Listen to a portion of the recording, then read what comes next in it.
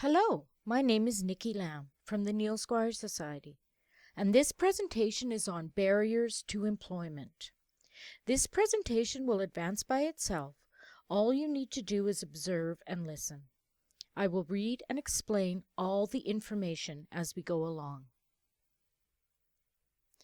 For the purpose of this PowerPoint, I'm going to refer to barriers in two types.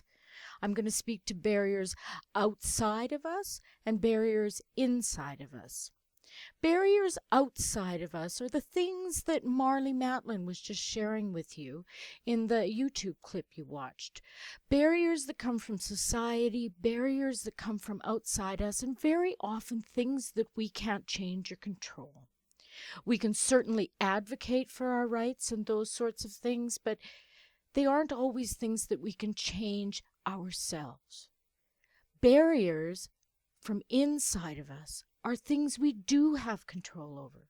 So those are the things I'm going to focus on as we continue this PowerPoint. Here are some examples of barriers that come from inside.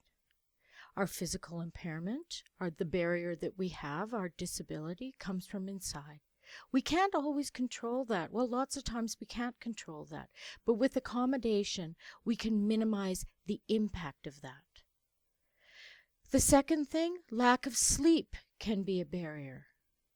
Pain can be a barrier.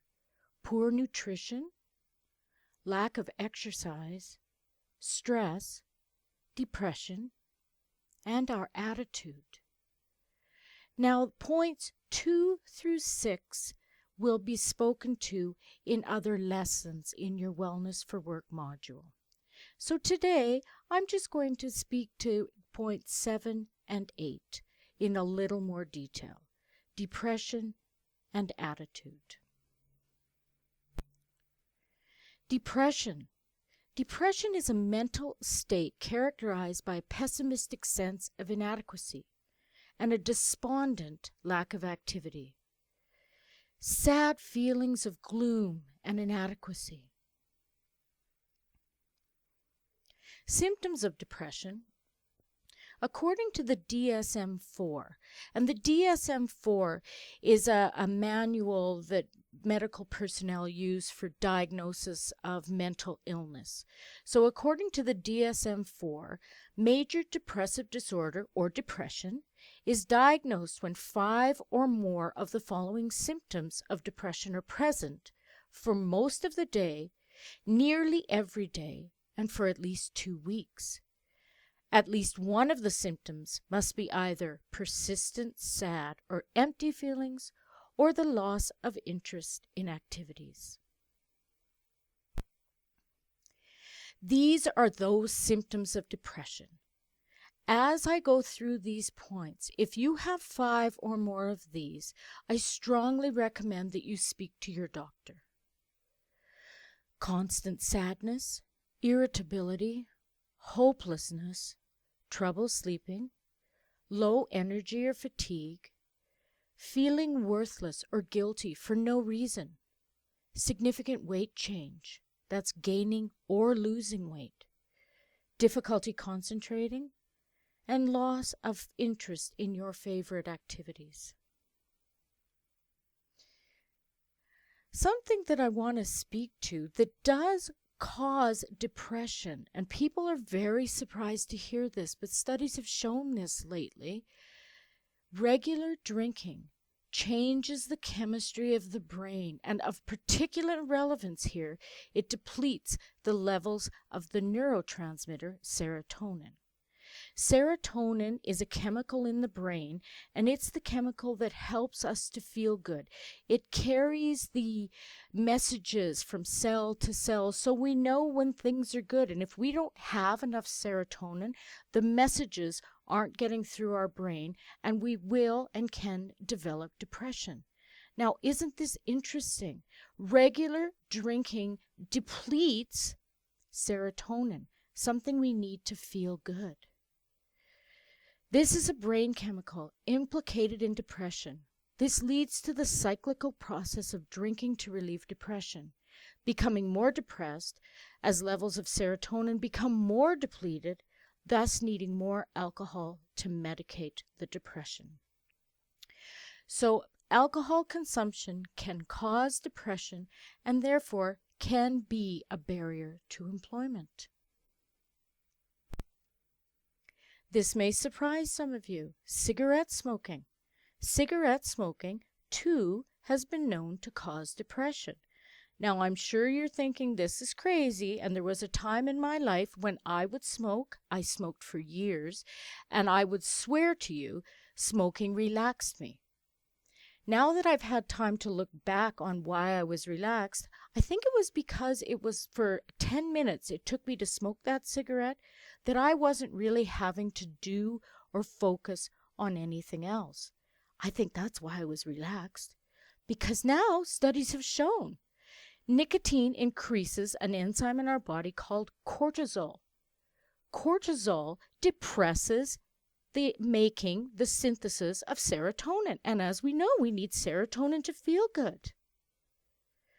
They found the risk of suffering depression increases 41% in smokers in comparison with non-smokers. And something else I want to share with you, cortisol, nicotine increases cortisol. Cortisol is the enzyme that causes belly fat. So if we think that by smoking we're going to lose weight, we may eat less is why we're losing weight, but nicotine actually increases the cortisol, which causes the belly fat. Now, I'm sure this is very shocking for you, and I was really surprised to find it out myself, but I would encourage you all, if you're a smoker, to consider cutting back or giving up smoking. The next thing we're going to speak to is attitude. Attitude can be a barrier to employment. Attitude can be a barrier to a lot of things. The Webster's Dictionary defines attitude as a mental position with regard to a fact or state. An example is a helpful attitude, or a feeling or emotion toward a fact or state. A state of mind or a feeling, a disposition. That's how they define attitude. So how are attitudes formed? We all have attitudes, good, bad attitudes. How are they formed? Our attitudes are formed from our thoughts. Attitudes begin with thoughts, and bad attitudes begin with damaging thoughts. Then those thoughts become suggestions in our minds. And those suggestions become words that come out of our mouths. So I'd like to just pause just for a few seconds here. See if you can look into your mind and see what you're thinking. Or recall if you've ever had a thought. Like when I look in the mirror and I have the thought, oh, I'm so ugly. Oh, I'm so fat. Why is my hair like this? Those sorts of thoughts. Just pause for a moment and think about some of the thoughts you have had.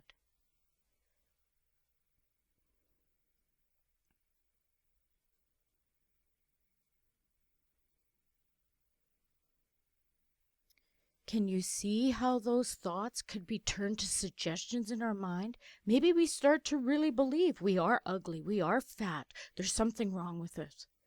And then pretty soon we're telling people, you know, I'm ugly and you know I'm fat. And there's our attitude right there. Words and suggestions can and will determine your destiny.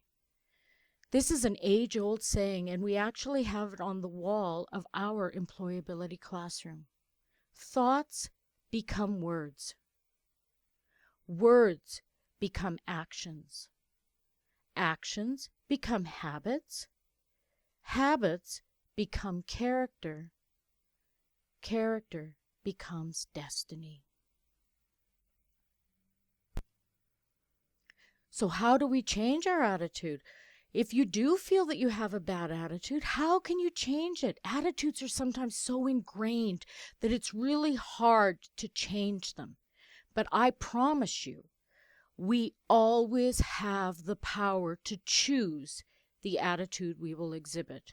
But I can also tell you, it's not always easy.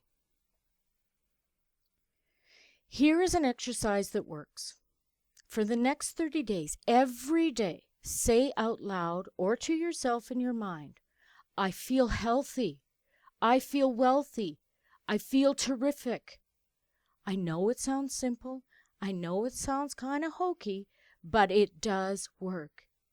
Instead of those negative thoughts that bombard us all the time, these are positive statements, positive thoughts. These thoughts will become words. These words will become actions. Pretty soon you will start to feel healthy, wealthy, and terrific. And then that becomes your destiny. So try it for the next 30 days and see if there's some change in how you feel.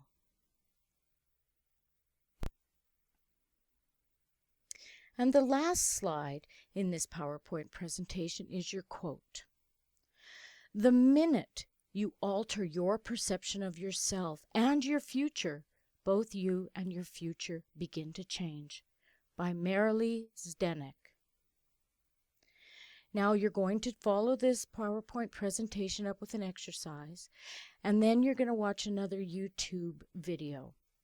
The YouTube video shows someone with the kind of attitude that I'm speaking about here, the attitude that can move mountains.